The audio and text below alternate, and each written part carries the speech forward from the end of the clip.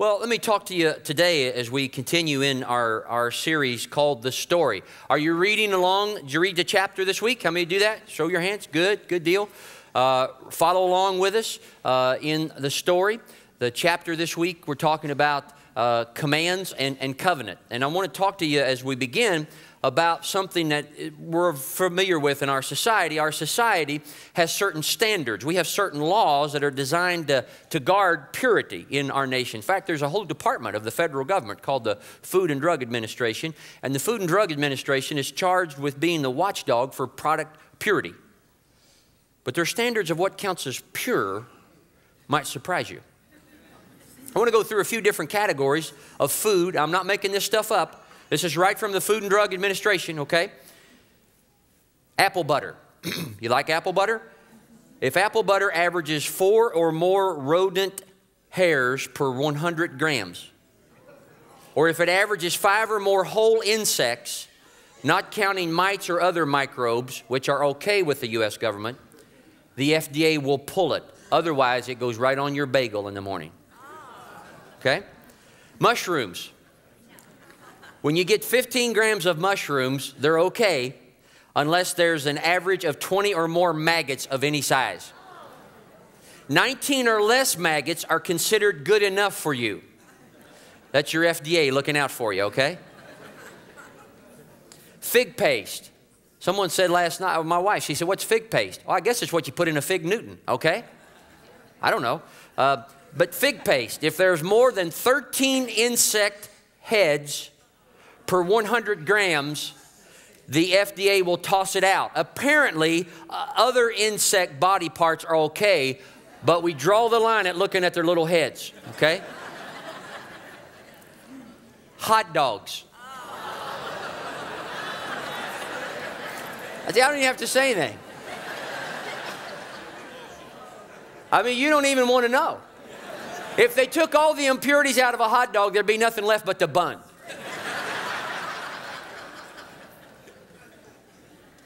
You want me to stop because you want to have lunch after this, right? Please stop. Okay. All things being equal, most of us prefer purity. But after all, we're only human and we're prepared to put up with a lower standard.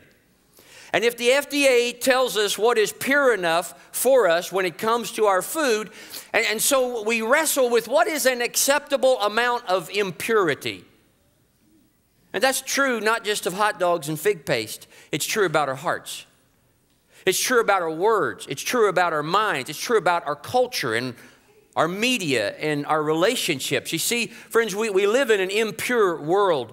And every human being alive convinces himself or herself that my little impurities don't really matter. They don't amount to much. They're really quite tolerable. But if you add them all up with all of us, you have the tragedy of the world in which we live, which is this world that is in a downward spiral of human sin. So here's what we're going to do today. I want you to turn in your Bibles at Exodus 19. Exodus chapter 19 is where we're going to look at today. Exodus is the second book in the Bible. It's right after the first book of Genesis, the 19th chapter. And today we're going to come to the foot of Mount Sinai.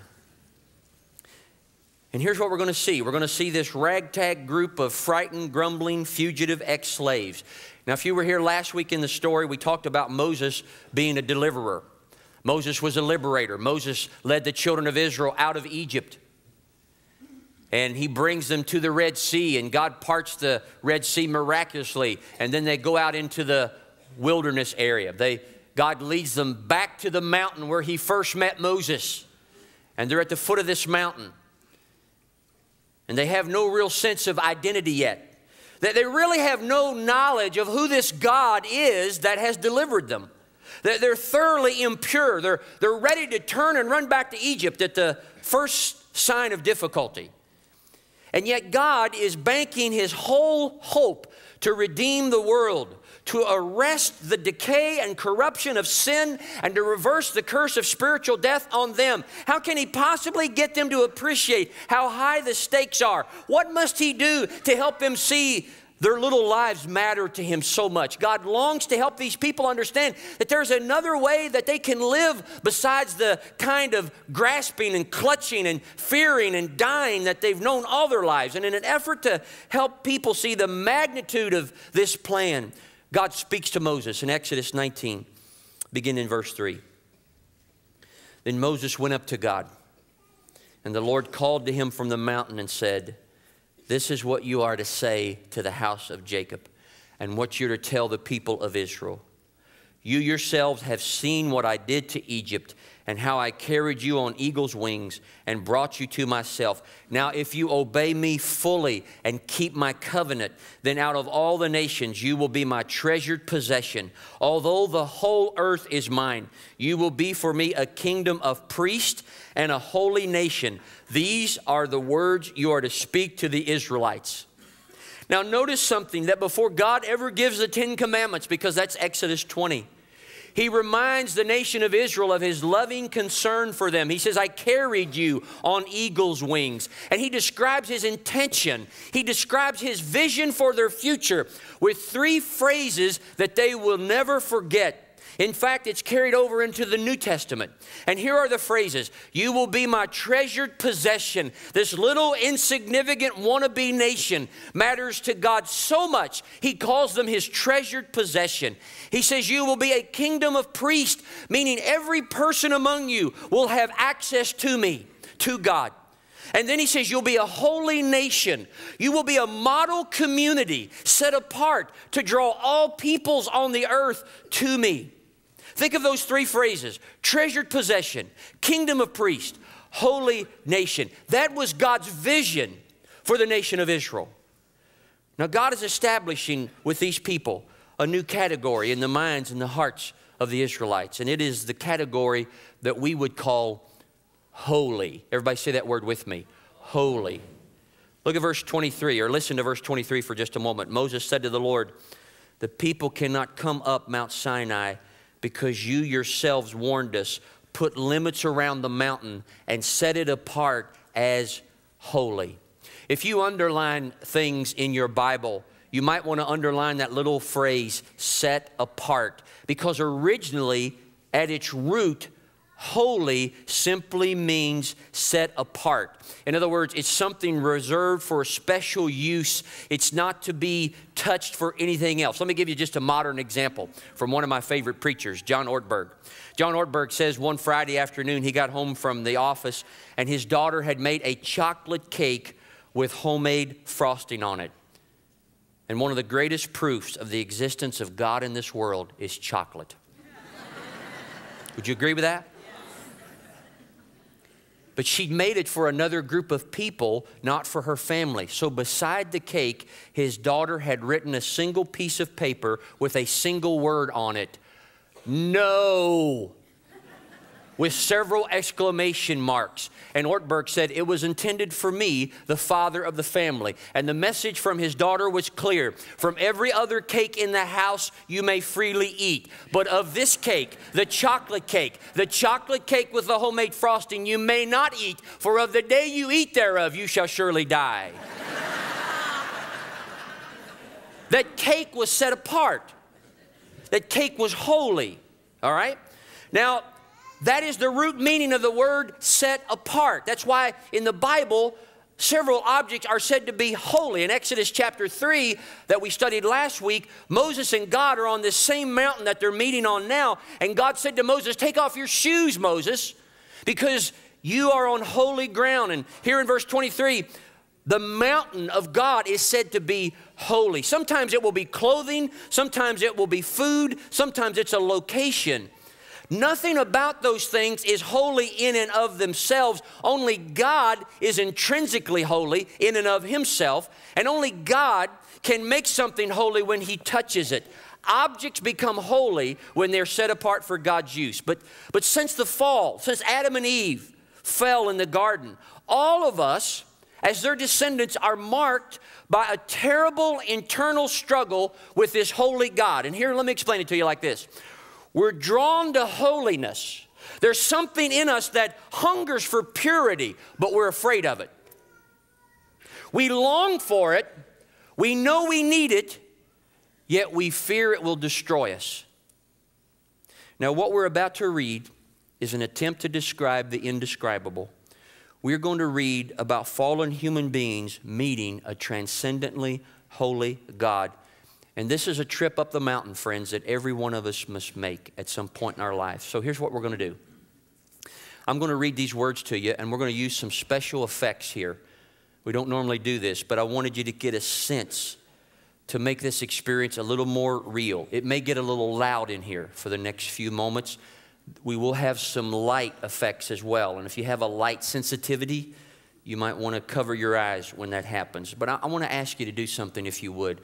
I want you to manage your uncomfortable feelings for just a little bit.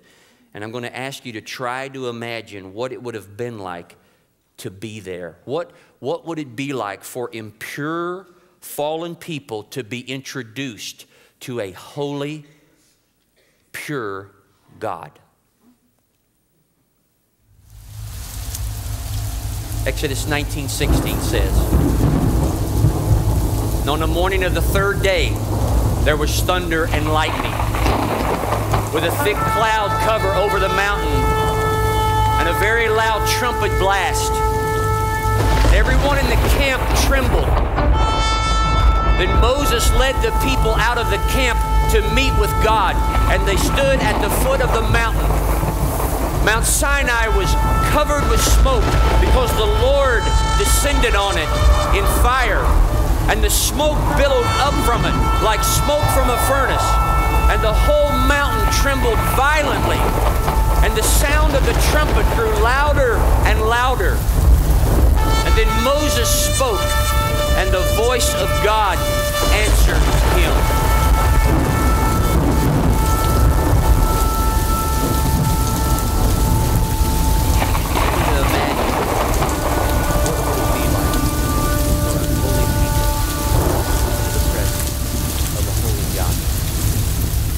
Want to know the people's response? Exodus chapter 20 verse 18 says this: "When the people saw the thunder and lightning and heard the trumpet and saw the mountain in smoke, they trembled with fear. They stayed at a distance, and they said to Moses, 'Speak to us yourself and we will listen, but do not have God speak to us or we will die.'" This is a constant theme in Scripture when people really encounter a holy God. The first thing that happens is they're overwhelmed and they're undone by their own sense of fallenness and sin. Isaiah the prophet had a magnificent vision of God who's holy and high and lifted up. And when he sees that manifestation of the presence and the holiness of God, he says, "Woe is me, for I'm a man of unclean lips, and I live among a people of unclean lips." When Peter, the apostle, saw the reality of Jesus Christ, transcendent holiness, one day on a fishing boat, he said, "Go away from me, Lord, for I am a sinful man." Moses in Exodus chapter 3 on this same mountain, when God revealed himself to Moses, Moses hid himself because he was afraid to look at God. Look at what Moses said to the people in Exodus 20, verse 20. Moses said to the people, "Do not be afraid. God has come to test you, so that the fear of God will be with you to keep you from sinning." Now, I want you to notice that's an interesting verse. It's a paradox. He's helping people to understand here. The people are saying, keep him at a distance from us. Keep him away from us. He's not safe. And Moses says, safe? Who said anything about safe? He's coming to put the fear of God in you so that you will be done with the folly and destructiveness of sin. Of course he's not safe, but he's good. Don't be afraid. And on this mountain, God speaks to Moses, and he gives what's come to be known through the generations as the 10 Commandments. And the 10 Commandments are the cornerstone of the ethical guidelines for human beings that literally have changed our world in regards to how we relate to each other and to God. And here's what I want us to do for just a moment. I'm going to have the 10 Commandments come up on the screens. And just as a way of honoring these special words from God, I'm going to ask that we stand together and read them out loud. Can you do that? Would you stand with me right now? I will read the commandment number, and as they come up on the screen, I'm going to ask you to just read that commandment. Let's do that right now. Commandment number 1. Commandment number 2. Commandment number 3. Commandment number 4. Remember the Sabbath day by keeping it holy. Commandment number 5. Honor your father and your mother. Commandment number 6. You shall not murder. Commandment number 7. You shall not commit adultery. Commandment number 8. You shall not steal. Commandment number 9. You shall not bear false witness. Commandment number 10. You shall not covet. Go ahead and have a seat. Thank you. When those 10 commandments were given to the people of Israel for reasons that we're going to get into in just a moment, they become the prized possession of these people. And I wish I had time to unpack each of the commandments today, but we don't. So here's what I'm going to do. I've been a pastor long enough to know that when we talk about the 10 commandments, when we talk about the law in the Old Testament in general, there's a number of questions that come up, and I'm going to spend some time remaining here looking at some of these questions. For example, here's a very common question. Somebody will read the Old Testament and they ask a question something like this. Well, now the God of the Old Testament is about law.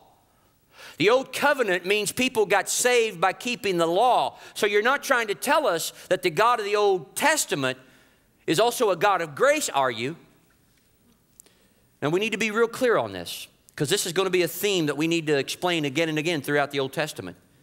The law, including the 10 commandments, was never given to people so they could earn God's favor. This was never God's way of dealing with human problems. It was given to them after God had already been gracious to them. Look at the first statement that God makes in Exodus 20, verse 2. The beginning of the 10 commandments, he says, I am the Lord your God. That's a covenant statement.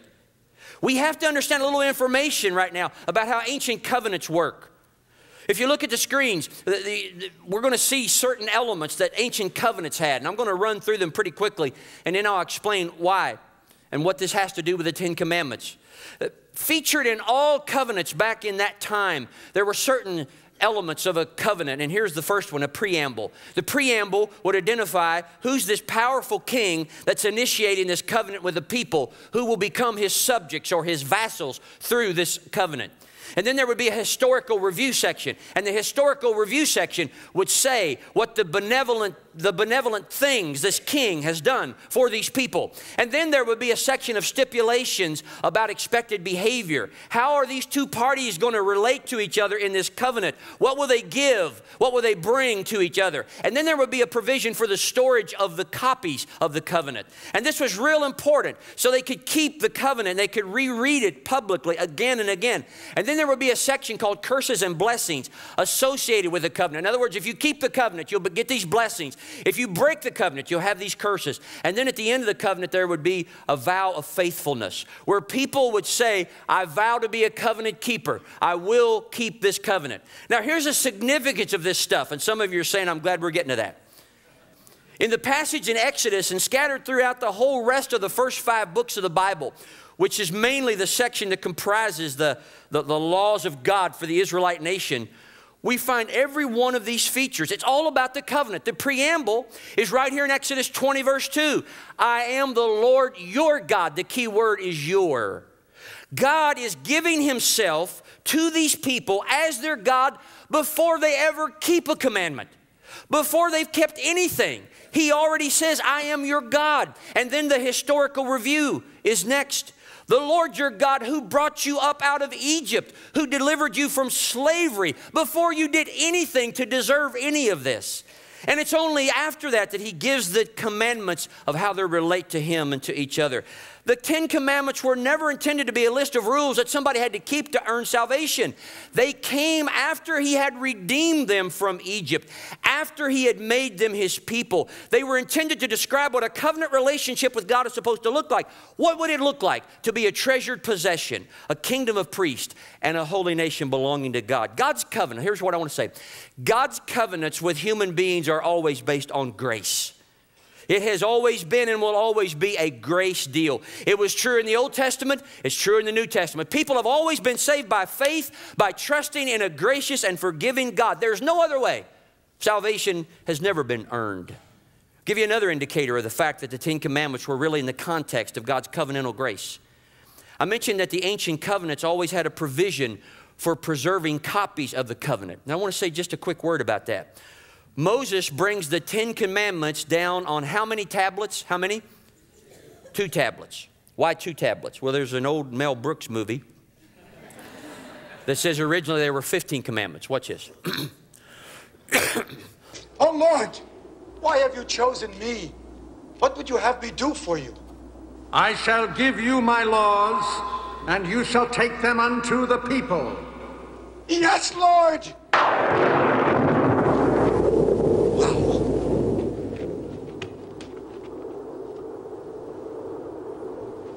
Lord, I shall give these laws unto thy people. Hear me! Oh, hear me! All pay heed! The Lord Jehovah, has given unto you these 15,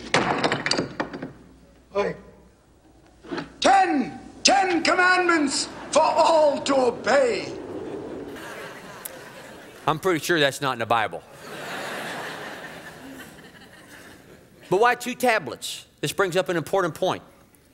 People usually think it's because they ran out of space on the first tablet. And so even today we'll see like 5 commandments here and 5 commandments over here. Folks, that's not true. When a covenant was made, part of the process involved the provision for making 2 copies, one for each party, so they could keep it and reread it publicly. Almost certainly each tablet had all 10 commandments on them, and one copy belonged to Israel. Who does the other copy belong to? God. And God is giving to Israel both copies of the covenant. He says, put them both in the Ark of the Covenant and take them with you. For where you will be, I will be with you. And every time they saw those 2 tablets, they didn't see what we tend to see when we post them up someplace, a list of rules. They saw a promise of the presence of God. They saw God's copy of the covenant with his people. It would be like looking at a marriage license. The very first line is, I'm the Lord your God, and they carried both copies with them. The law was the covenant gift that God gave his people. It's a description of what it would look like to live as a holy nation and a kingdom of priests. It was given for us instruction to show us how to live, and it was also given as a kind of diagnostic procedure to show us how much we really need the grace of God. Here's where we need to jump into the New Testament to understand this. Romans chapter 3. Paul writes, therefore no one will be declared. Let's read this out loud. This is a very important passage. Read it out loud with me. Therefore no one will be declared righteous in God's sight by observing the law. Rather, through the law, we become conscious of sin. I like to say it like this. The law is like the radiology department of the Bible. You understand what I'm talking about? X-rays don't cause health problems. X-rays don't cure health problems. X-rays just reveal health problems. Stephen Kingsley from Craigmont, Idaho, writes about his family carpet cleaning business, and he offers a special service for removing pet urine and odors from a house. To show potential customers their need for the service, he says, I will darken the room and I turn on a very powerful black light, and the black light causes pet urine crystals to glow brightly. Kind of like a CSI for pets, okay? To the horror of the homeowner, every drop and dribble can then be seen, and not only on the carpet, but he says usually on the walls, the drapes, the furniture, and even on the lampshades. He said, one homeowner begged me to shut off the light. I can't bear it to see that anymore. I don't care what it costs. Please clean it up. You see, the offense was there all the time, but it was invisible until the right light exposed it, and that's what the light of God's Word does in the law of God. That leads us to another question. Sometimes people want to know something along these lines. If it's true that God was concerned about the heart in the Old Testament, why did the laws have so many specific details? I mean, it's almost like Moses or God or both had an obsessive compulsive disorder. I mean, so much detail. And if you read much of the Old Testament laws, you've noticed there's some broad laws, no murder, no lying, but there's a lot of laws about specific situations. There's certain details that are given. Here, let me just review a few of them. Regulations about food. Leviticus chapter 11, verse 29 says, these animals are unclean for you. The weasel, the rat, any kind of great lizard, the gecko, the monitor lizard, the wall lizard, the skink, and the chameleon. That's a lot of detail. I bet most of us wouldn't want to eat most of them anyhow, would you agree? Or maybe it depends on what part of the country you're from. Some smart aleck once said to me, he said, you know, John, in most zoos around the world, when you look at an animal in a presentation area, there's a picture of the animal and its Latin name underneath of it. But did you know in the only zoo in the state of Kentucky, there's a picture of the animal and a recipe underneath of it?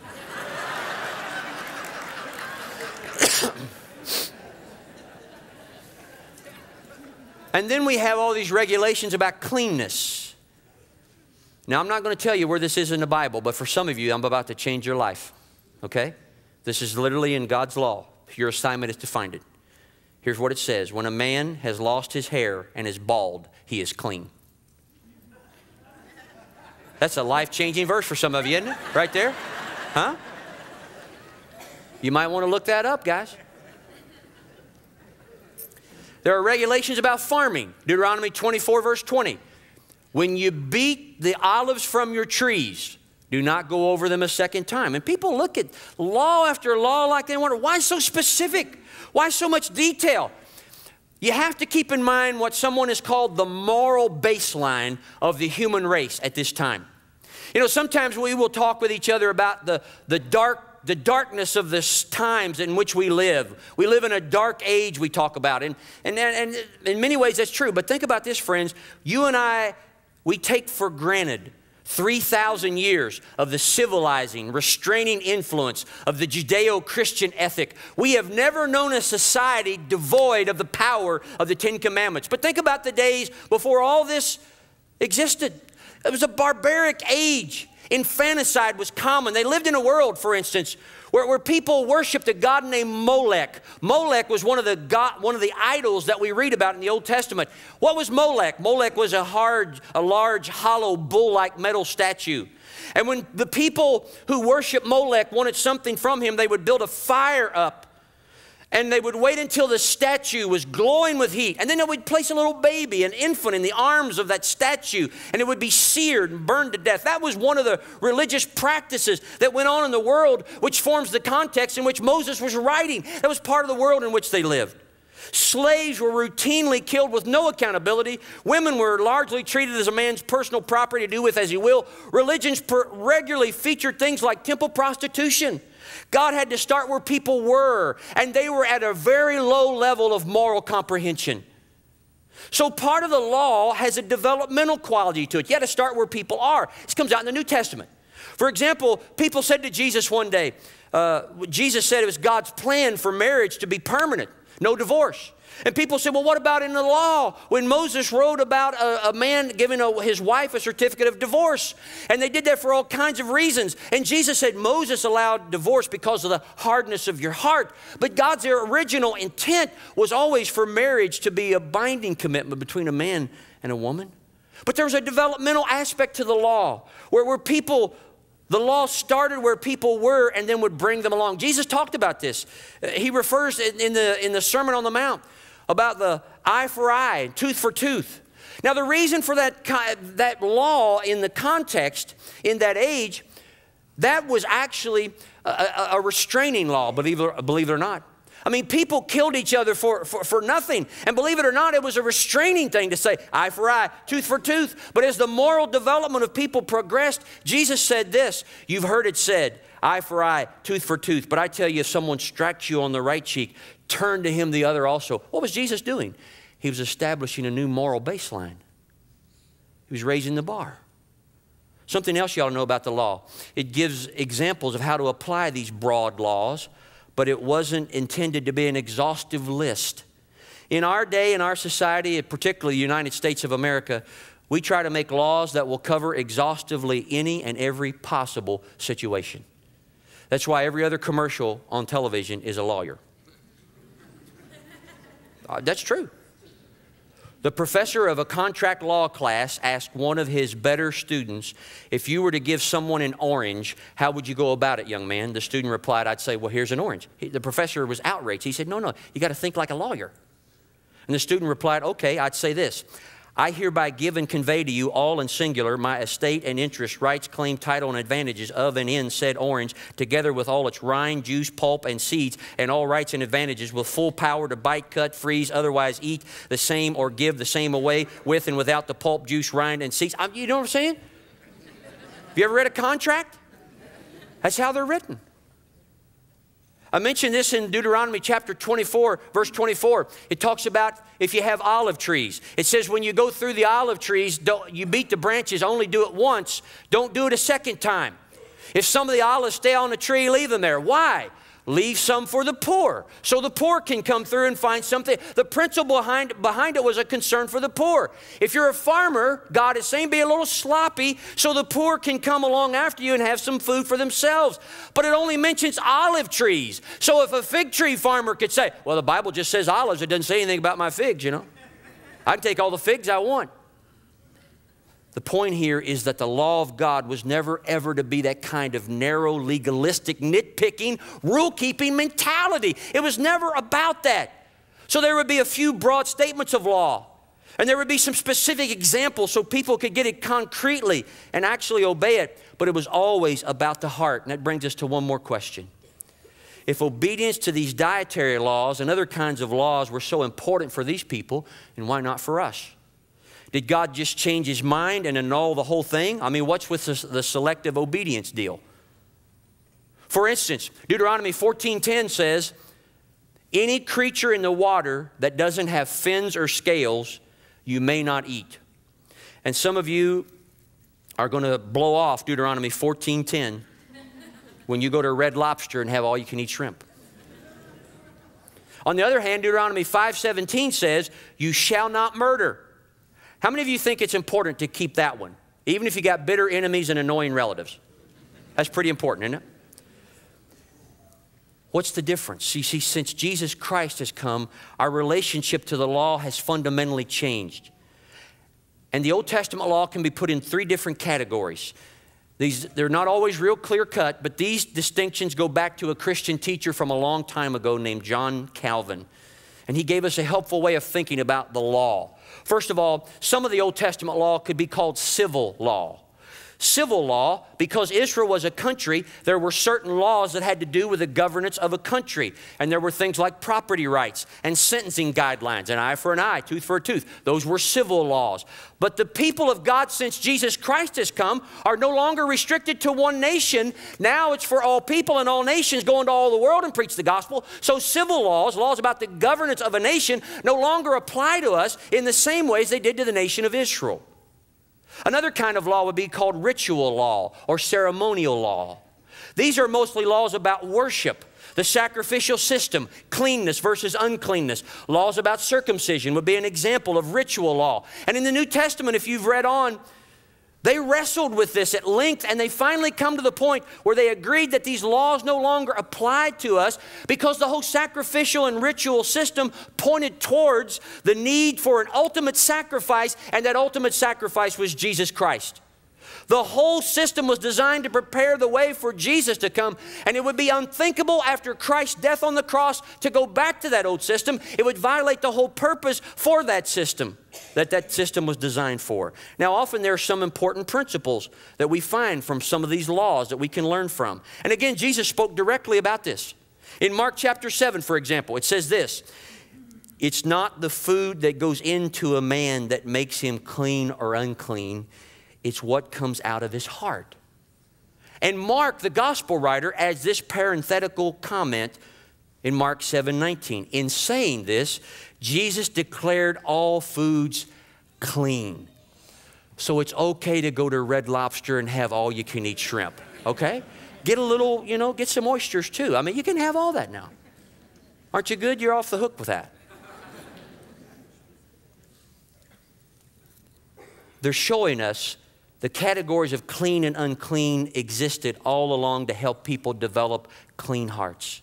The point was to establish cleanness and rightness, which ultimately would be about the human heart.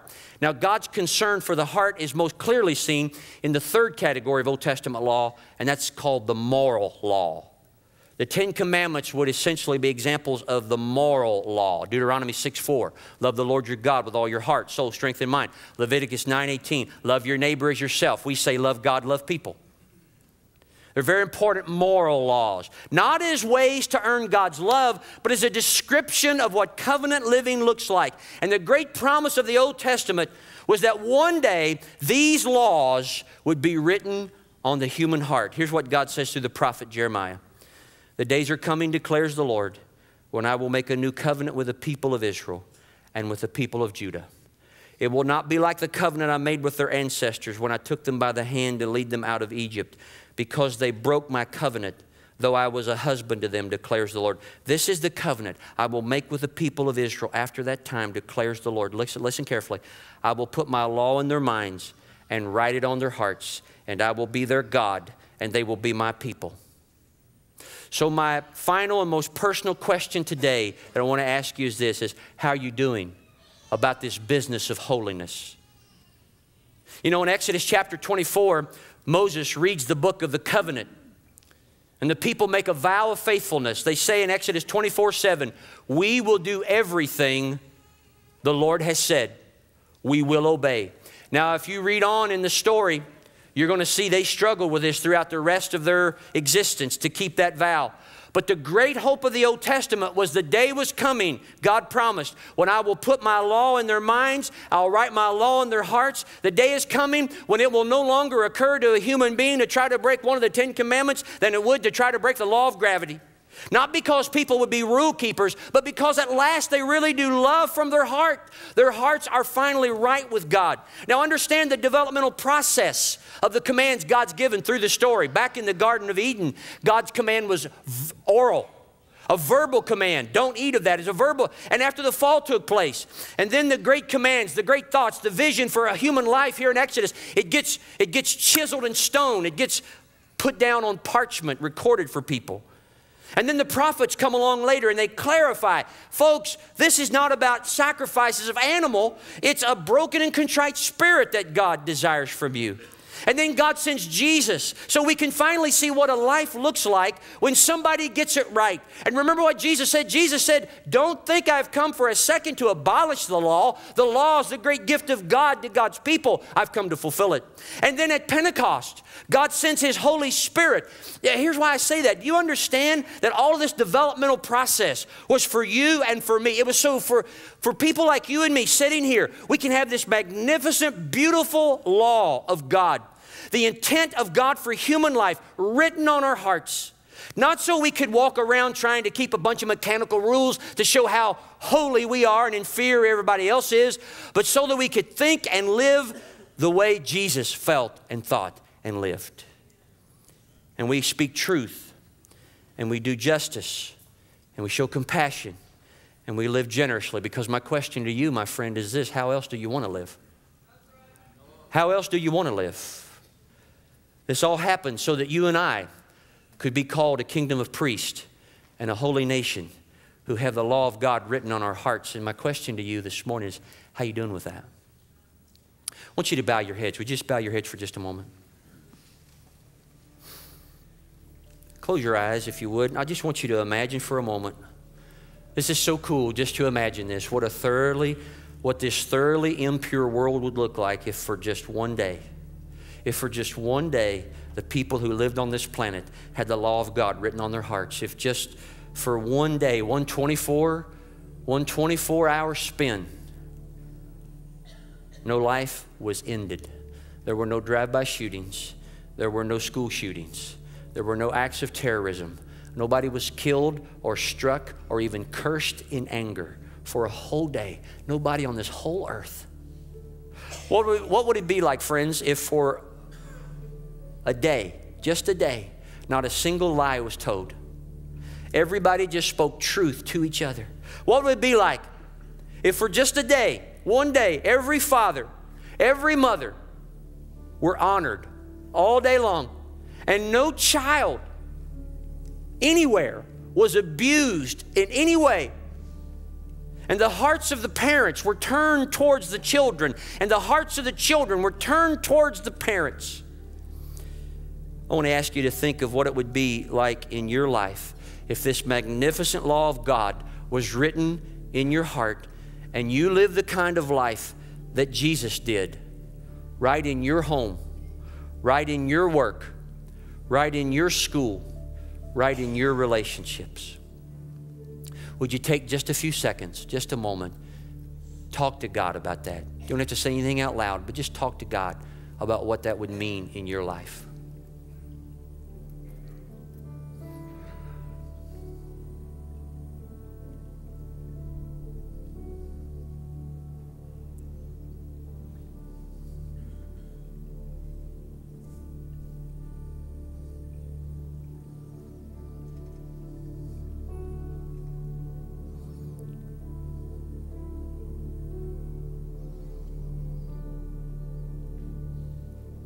There was this amazing vow that this stumbling, impure group of people fresh out of Egyptian slavery, standing at the foot of a mountain, being introduced to a holy God.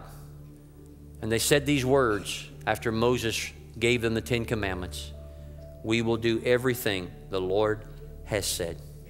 Would you stand with me right now? Stand with me right now. And if you can say that with integrity of heart, and I don't mean that you're saying that because you're faultless or you're going to leave here and you're never going to be impure, you're never going to sin again, we would be lying. That's not what I'm asking. But if you can say that the intent that God has put on your heart right now is that you want to do everything the Lord has said to you. You want to do whatever it is that God is saying to you right now.